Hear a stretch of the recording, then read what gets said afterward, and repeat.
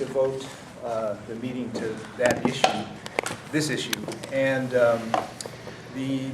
so I'm just going to open it up for questions, but before that, just remind the students that all academic personnel matters are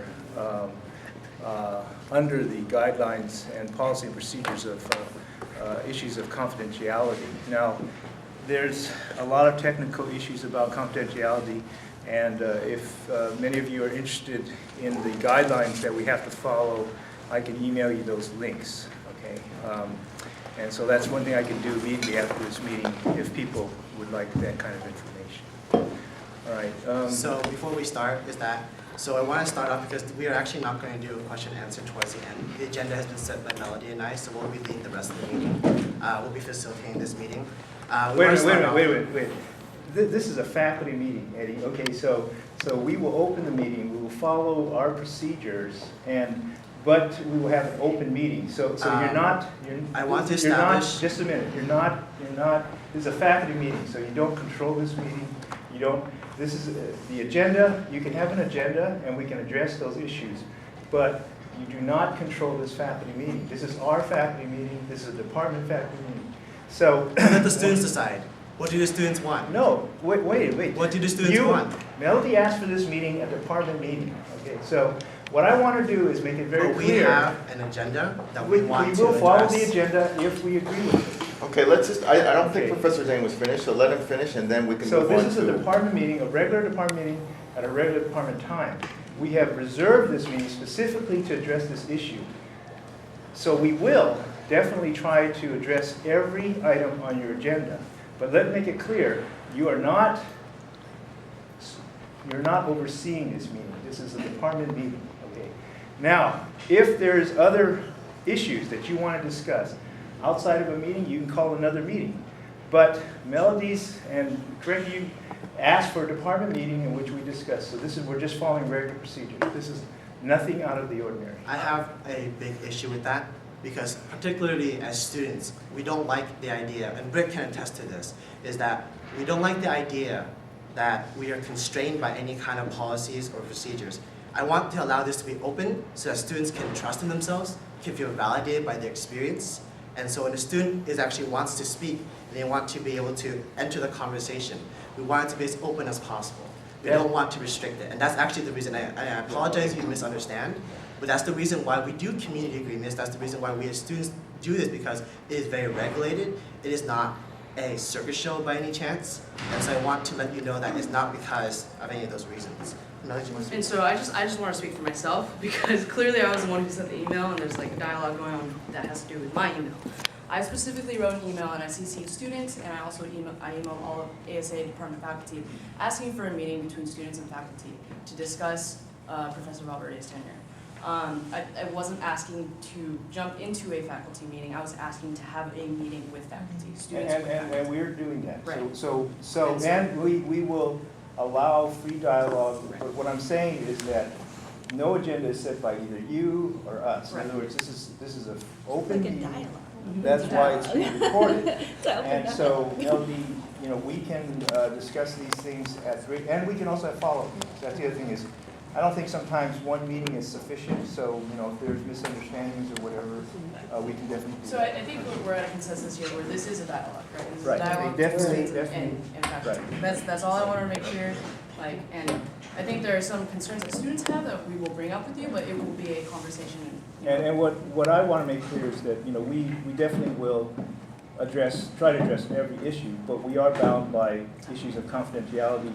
And if you want to know specifically about those issues, definitely email me, or you can email me and say the students want to do this, and I'll send the links. Okay? So I'll start off.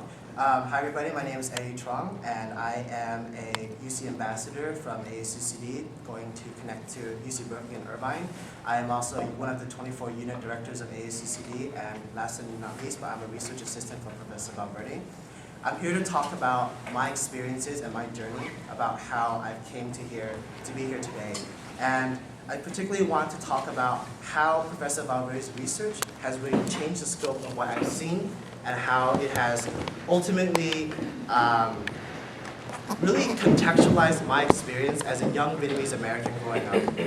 And what that really means for a person who has been growing up inside a literature that continues to tell us that we are refugees, that we're helpless, that we have no agency, that we don't have the ability to change anything. For Professor Valverde's work, which challenges that kind of agency and says that no, we in the Vietnamese diaspora actually have agency to go back to Vietnam, fund the nation-building projects of Vietnam, and actually the Vietnamese government actually looks towards this diaspora as a source for its future. For me, that was something that was incredible because I never had these kinds of ideas growing up. I always thought that I would just be another Asian American without a unique history, without unique experiences, and would just continue on. And so I want to really bring the discussion about how Professor Valverde's scholarship is very, very important to students. It is something that we can have a dialogue about and something that we can really push forward. And I really want to open it up and say that students really have the agency and power to really validate their own experiences and that your experiences are valid.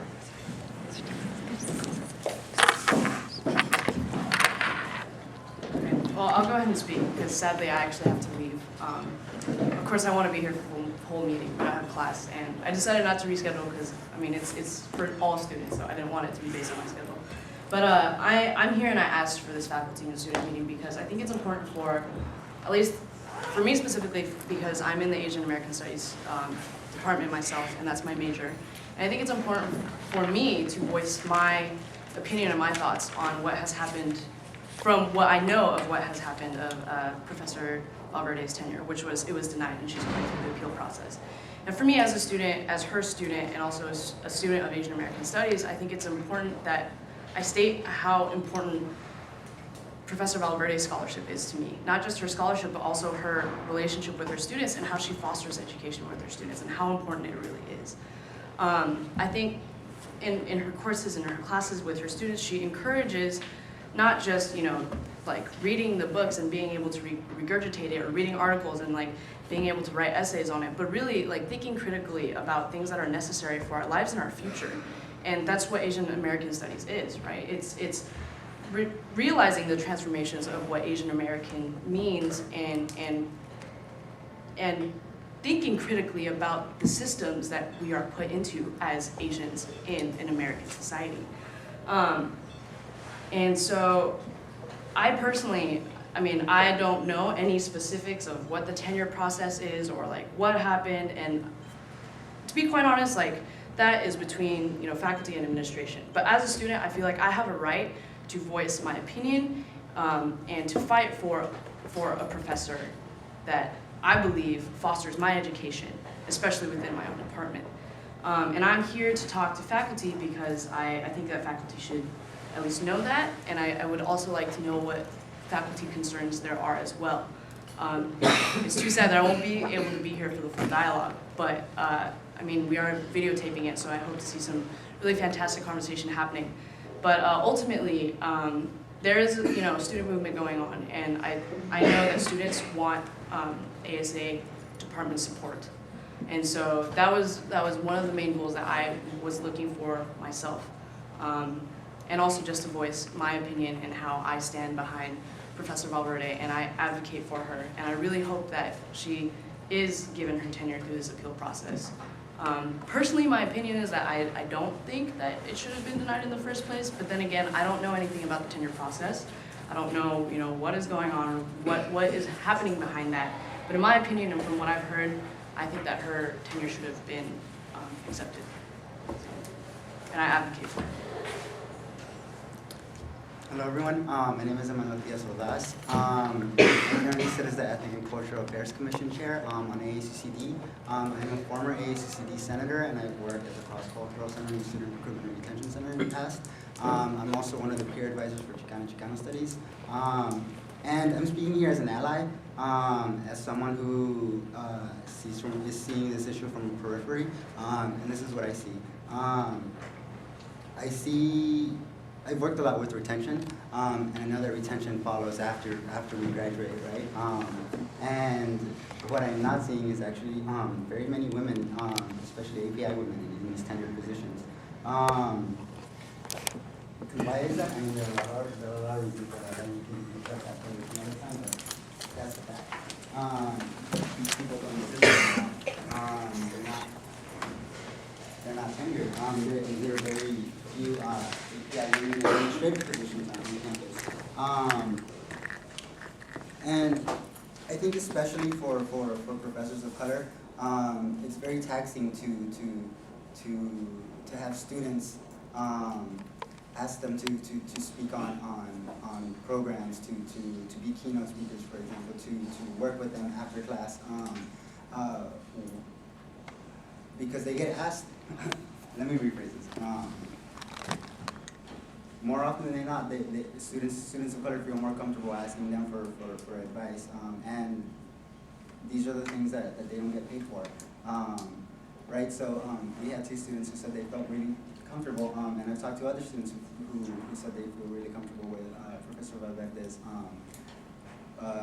advice, work, just guidance in general, and I think that's something that also doesn't get talked about often when we're discussing why professors should be tenured or not. Is the relationship they have with their students, and the relationship that I see again as an ally looks very strong, especially with the students. So that's the short thing that I have to say.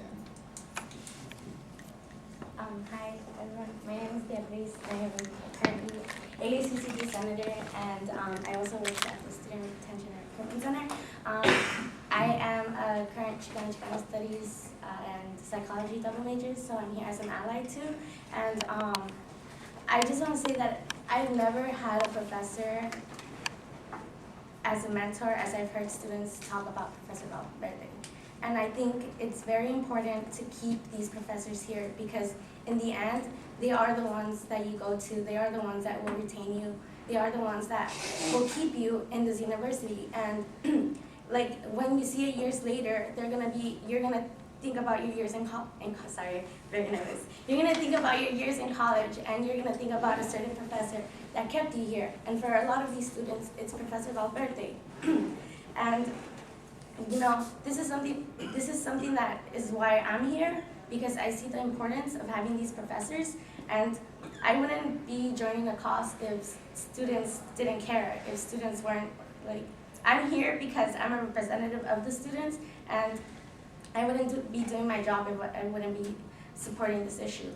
And I think from what I've read from Professor Valverde, I think she's a very great professor, and if she is not here, then who are the students gonna go to? And like, she can offer so much work for this university that we might be overseeing. And I read a lot of the comments that were on the petition, and some of them weren't even from people from Davis. They were from people from all over the U.S. They were people from, I can't name the places, but they talk so many great things about this professor that it just makes me want to take a class with her. And if she is denied tenure, well, she was, and if her appeal isn't accepted, then that means she has a year to find another job. And so my time here is limited, and it would be very unfortunate, because I know I can learn a lot. And I just want to reiterate that I am an ally, and I care, because I care that the students are here fighting for someone that they want to keep. And so,